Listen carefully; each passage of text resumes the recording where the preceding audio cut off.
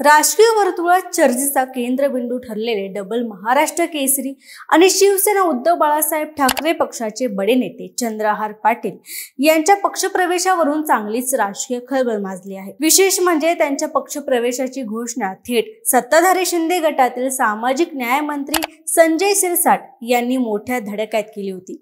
मात्र अवघ्या काही तासातच चंद्रहार पाटलांनी सोशल मीडियावरती पोस्ट करत संजय शिरसाट यांचा दावा अक्षरशः उधळून लावला। त्यामुळे संजय शिरसाट यांची ही घोषणा केवळ एक फुसका बार ठरली आहे। ते नेमकं कसं ते आजच्या या व्हिडिओच्या माध्यमातून आपण जाणून घेणार आहोत। नमस्कार, मी दिव्या आणि तुम्ही पाहताय सत्य पे सत्ता, म्हणजे थोडक्यात पण महत्त्वाचं। संजय शिरसाट यांनी काही दिवसांपूर्वी एक पत्रकार परिषद घेऊन दावा केला होता की सोमवारी म्हणजेच 9 जून रोजी अनेक मोठ्या व्यक्ती शिवसेनेत प्रवेश करणार आहेत। यामध्ये डबल महाराष्ट्र केसरी चंद्रहार पाटील यांचा देखील समावेश आहे। त्यांच्या प्रवेशावर जर कोणाला आक्षेप असेल तर थांबवून दाखवा। शिरसाट यांनी हे आव्हान उद्धव ठाकरे यांच्या गटाला अप्रत्यक्षपणे दिल्याचा मानला जात आहे। विशेषतः संजय राऊत यांना डिवचण्याचा त्यामागे प्रयत्न होता असेही सांगितलं जात आहे। पत्रकार परिषदेत शिरसाट यांनी दावा केला की सध्या उद्धव ठाकरे यांच्याजवळ कोणीही टिकणार नाही।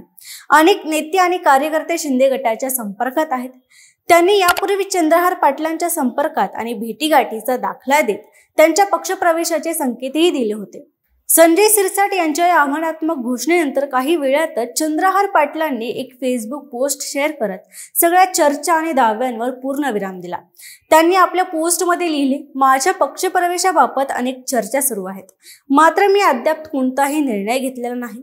शिवसेनेकडून मला ऑफर आली आहे हे खरं आहे, पण मी उद्धव ठाकरे यांची शिवसेना सोडायची की नाही यावर अद्याप विचार झालेला नाही।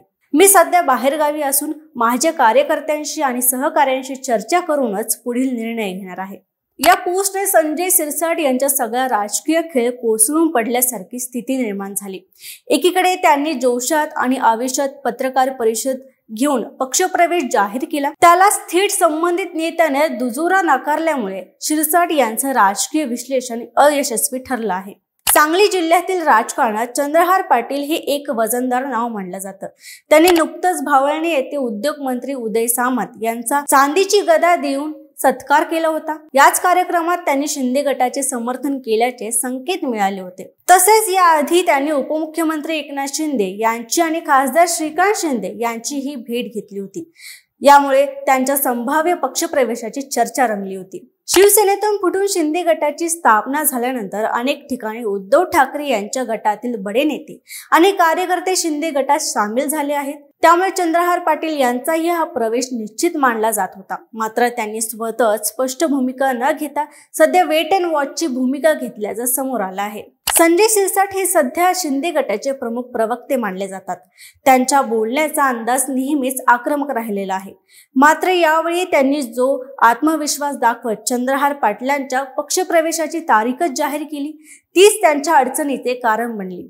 नेमकं यामागे कोणतं इनपुट होते हे स्पष्ट झालेलं नाही, पण त्यांची माहिती चुकीची ठरल्याने त्यांची विश्वासार्हता आणि राजकीय दूरदृष्टीवर प्रश्नचिन्ह निर्माण झालं आहे। या संपूर्ण प्रकारावर शिवसेना उद्धव बाळासाहेब ठाकरे गटातील नेत्यांनीही संजय शिरसाट यांच्यावर निशाणा साधला आहे। एका नेत्याने म्हणाले, शिंदे गटात प्रवेश घडवून आणण्याची एवढी घाई असेल तर निदान आधी संबंधित नेत्याची परवानगी तरी घ्यावी। राजकारण म्हणजे गृहीतकांचा खेळ नाही। सध्या चंद्रहार पाटील यांचा निर्णय लांबणीवर गेला असला तरी भविष्यात ते कोणत्या पक्षात जाणार याकडे सगळ्यांचे लक्ष लागले आहे।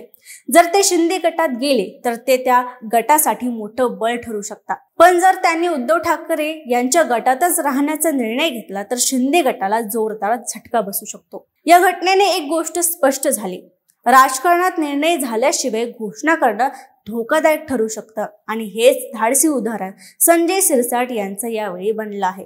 अशाच महत्त्वपूर्ण घडामोडींसाठी पाहत राहा सत्य पे सत्ता, म्हणजे थोडक्यात पण महत्त्वाचं, आणि आमच्या चॅनलला सबस्क्राईब करायला विसरू नका।